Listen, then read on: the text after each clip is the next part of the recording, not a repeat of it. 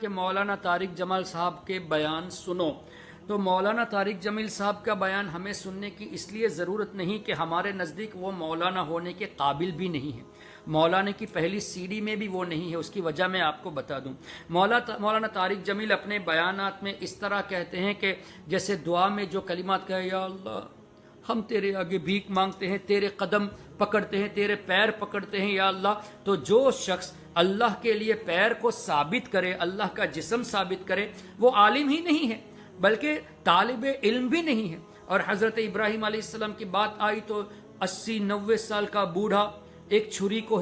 پکڑ نہ سکے، مرغی ذبح نہ کر سکے، وہ گیا بکرا ذبح کرنے کو۔ اس طرح کے الفاظ نبیوں کی شان میں استعمال کرنا یہ عالم کی شان نہیں بلکہ طالب علم کی بھی شان نہیں۔ اور مولانا طارق جمیل اللہ کے تعلق سے کیسے کیسے مذاقیہ الفاظ، یہاں تک کہ یہ بھی کہہ دیا کہ حضور علیہ الصلوۃ والسلام جب معراج پہ تشریف لے گئے تو جبریل علیہ السلام لینے نہیں آئے، جبکہ حدیثوں میں واضح طور سے ہے کہ حضرت جبریل علیہ السلام تشریف لائے، حضور علیہ الصلوۃ والسلام حضرت جبریل علیہ السلام کے ساتھ گئے اور سدرۃ المنتہا میں جبریل علیہ السلام آگے نہیں بڑھے، حضور علیہ السلام اللہ کی عطا سے اپنی قوت سے خود آگے بڑھے تھے، یعنی جبریل علیہ السلام سے زیادہ بھی طاقت اللہ نے حبیب کریم صلی اللہ علیہ وسلم کو عطا فرمائی۔ یہ حدیثوں میں موجود ہے، لیکن طارق جمیل نے کیا کہا کہ حضور علیہ السلام کو لینے جبریل علیہ السلام نہیں آئے بلکہ اللہ خود زمین پہ تشریف لایا اور اللہ اپنے ساتھ لے گیا۔ جب اللہ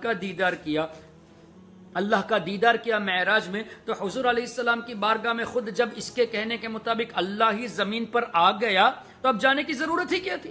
دیدار اللہ کا مقصود تھا، اب اللہ کو دیکھ لیا، اللہ لینے آیا تو پھر جانے کی کیا ضرورت ہے؟ پھر یہ کہنا کہ اللہ زمین پہ آیا تو اللہ کے لیے جسم کا ثابت کرنا ہوا، اللہ کے لیے مکان کا ثابت کرنا ہوا، یہ تمام عقائد قرآن اور حدیث کے خلاف ہے۔ تو آپ کے مولانا طارق جمیل صاحب کو یہ بیسک اللہ اور اس کے رسول کے تعلق سے عقائد ہی نہیں معلوم، تو اس کو مولانا کہنا یہ لفظ مولانا کی گستاخی ہے، لفظ مولانا کی بے ادبی ہے۔ اس لیے اویس احمد صاحب ہم آپ کو مشورہ دیتے ہیں، آپ سے ہو سکے تو مولانا طارق جمیل کو جا کے سمجھائیے کہ کوئی بچہ بھی اس طرح اللہ کے بارے میں بات نہیں کرتا جیسے آپ بات کرتے ہیں، آپ ان کو سمجھے تو بہت اچھی بات ہے، توبہ کر لے بہت اچھی بات ہے، اور نہیں سمجھتے تو ہم بھی آپ کو مشورہ دیتے ہیں کہ آپ ایسے جاہلوں کے بیان کو مت سنیے بلکہ سنی صحیح العقیدہ علماء کرام کی تقاریر سنیے۔